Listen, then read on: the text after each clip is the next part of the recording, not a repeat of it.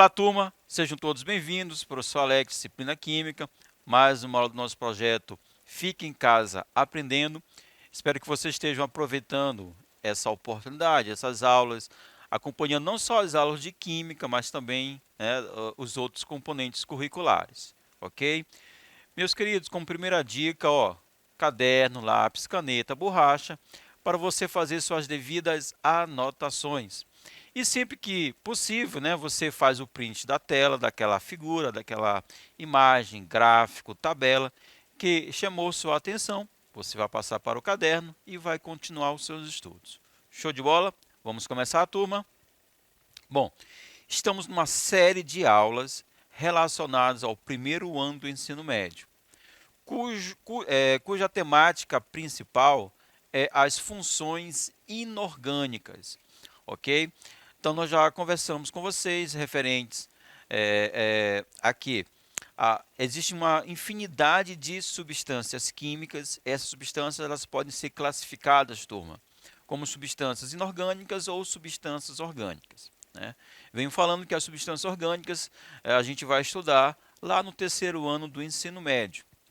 Bom, e as substâncias inorgânicas são aquelas substâncias que não apresentam o carbono na sua composição, pelo menos não como elemento principal. Show? As substâncias inorgânicas elas se dividem em 4 categorias principais.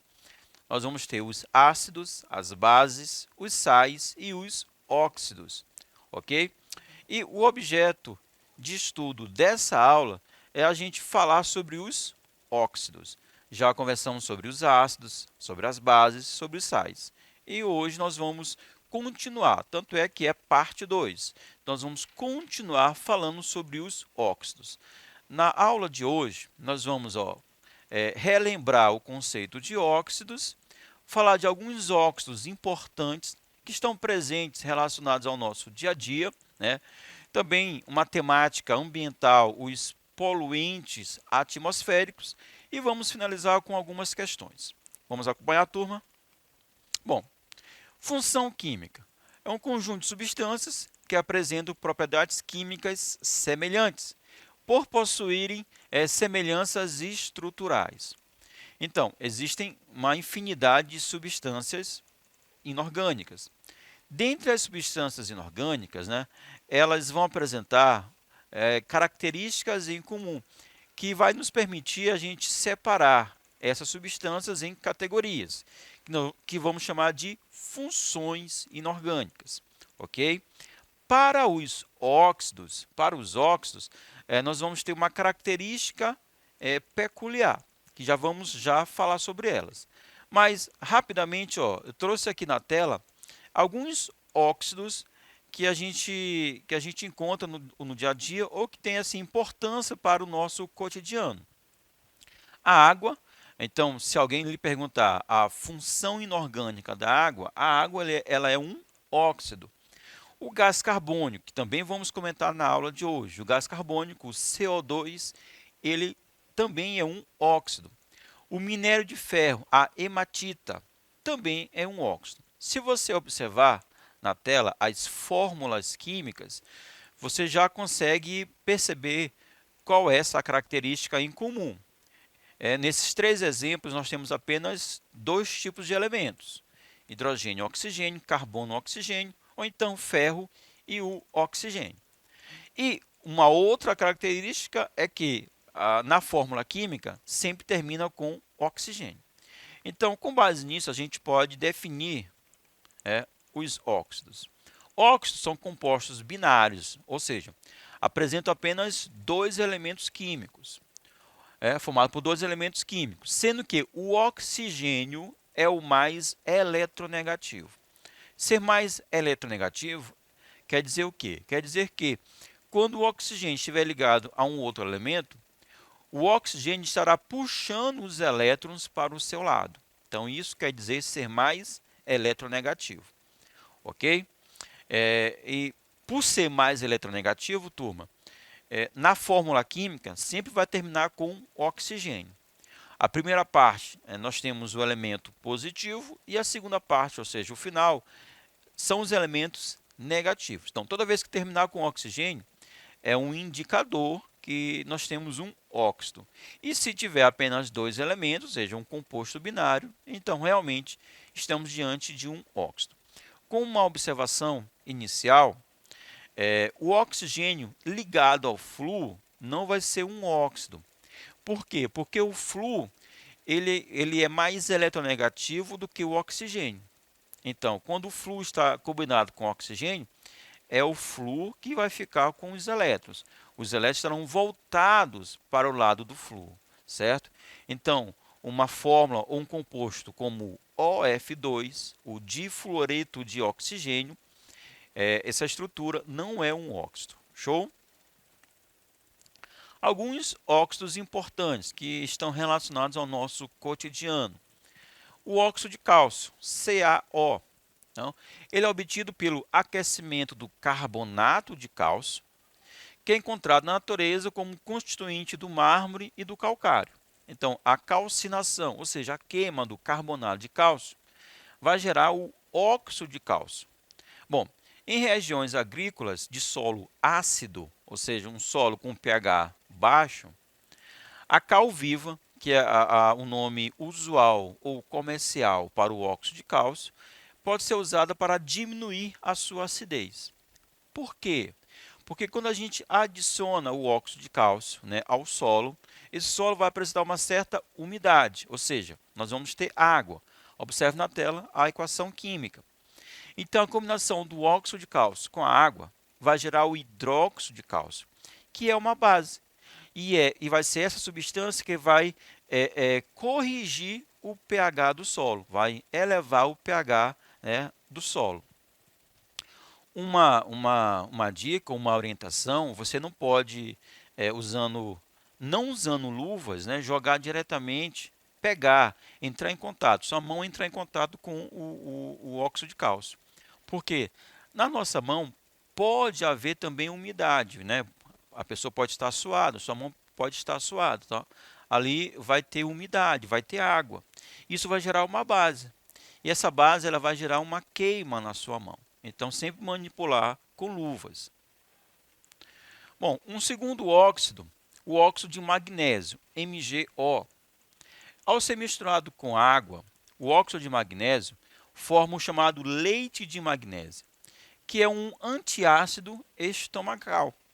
Ou seja, vamos imaginar que você comeu se alimentou de uma comida muito gordurosa. Então, ali, o estômago, para processar, para fazer a digestão desse alimento rico em gordura, vai ter que produzir um excesso de suco gástrico, que é um ácido. Esse excesso vai gerar uma queimação no seu estômago, porque esse excesso vai estar interagindo com as paredes do estômago. Então, para amenizar ou acabar com esse sintoma, com esse efeito, você pode tomar o leite de magnésia, que é um antiácido. É uma base, né? Vai gerar uma base, essa base vai neutralizar esse excesso de ácido, essa hiperacidez. Bom, um terceiro óxido é o dióxido de carbono, cuja fórmula é CO2. Ele é um produto derivado da reação de diferentes processos, tais como a combustão do carvão e dos hidrocarbonetos. Bom, hidrocarbonetos, talvez para você do primeiro ano do ensino médio, é um termo novo. Né? Para quem está assistindo e está fazendo terceiro ano, já sabe o que significa os hidrocarbonetos. Bom, os hidrocarbonetos são compostos químicos ou compostos orgânicos que vão estar presentes no petróleo, certo? A gente pode falar que a fonte dos hidrocarbonetos é o petróleo. E dentre um dos componentes presentes no petróleo, nós vamos ter o quê? A gasolina. E essa gasolina, você sabe que será queimada, né? Lá no motor do carro, vai entrar em combustão. Então, isso vai gerar o CO2. Então, a queima da gasolina vai gerar o CO2. Também a fermentação dos líquidos e a respiração dos seres humanos e dos animais. Também se encontra em fraca concentração na atmosfera terrestre. O dióxido de carbono é importante pelo fato de ser um composto essencial para a realização da fotossíntese, né? que é a síntese de carboidratos. Essa síntese ela acontece a partir da água e do gás carbônico presente no ar atmosférico. O processo da fotossíntese ela é vital para a manutenção dos seres vivos. Bom, aí eu trouxe aqui um esquema para explicar, para a gente poder visualizar a fotossíntese. Então, as plantas elas vão retirar do ar atmosférico o gás carbônico e do solo vai retirar a água. Vai acontecer uma reação química que chamamos de fotossíntese e vai gerar, os carboidratos, certo? E também o gás oxigênio. Observe que nós temos aqui um ciclo. Então, esse gás oxigênio ele vai ser utilizado por nós, seres humanos, pelos animais, para a respiração. E isso vai gerar o gás carbônico que vai ser reutilizado pelas plantas. A degradação de matéria orgânica, né? Animais que morreram, plantas, isso também vai gerar o gás carbônico, né? Vai devolver o gás carbônico para o atmosférico. As queimadas ou então a atividade industrial também gera gás carbônico, que vai ser reutilizado pelas plantas. Show? Bom, mas aqui nós temos um detalhe em particular. O gás carbônico ele é importante porque ele participa da fotossíntese, né, como foi explicado anteriormente. E também o gás carbônico ele tem uma importância para um efeito ambiental, que é o efeito estufa. Né? O efeito estufa ele é proporcionado por diversos componentes. Dentre esses componentes, nós temos o gás carbônico. O gás carbônico é o principal gás estufa. O efeito estufa nos permite que a Terra mantenha uma temperatura média, certo? Durante o dia, né, sem a camada, sem o efeito estufa, durante o dia seria quente, mas durante a noite seria extremamente frio. Então a gente iria observar uma oscilação enorme de temperatura ao longo do dia. E isso seria danoso para a atividade, tanto humana, para a vida de forma geral. Então, o efeito estufa, principalmente à noite, ele vai reter o calor que foi gerado pelo Sol e que foi retido, né, foi acumulado, certo? Agora tem um problema. Foi falado que o principal componente para para o efeito estufa é o gás carbônico. No entanto, nos últimos anos, nas últimas décadas, em especial o século XX, houve uma grande produção de gás carbônico. Então, hoje em dia, o nível de gás carbônico presente no atmosférico é muito maior do que há 100, 200, 300 anos atrás, por exemplo. Então, hoje em dia, a concentração é muito elevada. Então, isso está intensificando o efeito estufa, ou seja, está aumentando a média da temperatura do nosso planeta. Isso vai gerar diversos problemas. E uma outra oportunidade estaremos explicando melhor o efeito estufa. Bom, o gás carbônico ele pode ser classificado, considerado como um poluente atmosférico. Então, os poluentes são compostos que são lançados pela atividade humana, a atividade industrial, que vai gerar danos para o meio ambiente. O gás carbônico é um deles, o monóxido, o CO, o monóxido de carbono, também é um poluente. Mas também nós temos os óxidos de enxofre e os óxidos de nitrogênio. Em especial, esses óxidos de enxofre e de nitrogênio, eles vão reagir, interagir com a água, né, presente no ar atmosférico, com a umidade presente no ar. Isso vai gerar uma chuva ácida, vai gerar ácidos que vão ser devolvidos para o solo através da chuva, né, gerando a chuva ácida. Também, uma outra reação que pode acontecer é a reação do dióxido de nitrogênio com o oxigênio, gerando o O3, que é o ozônio.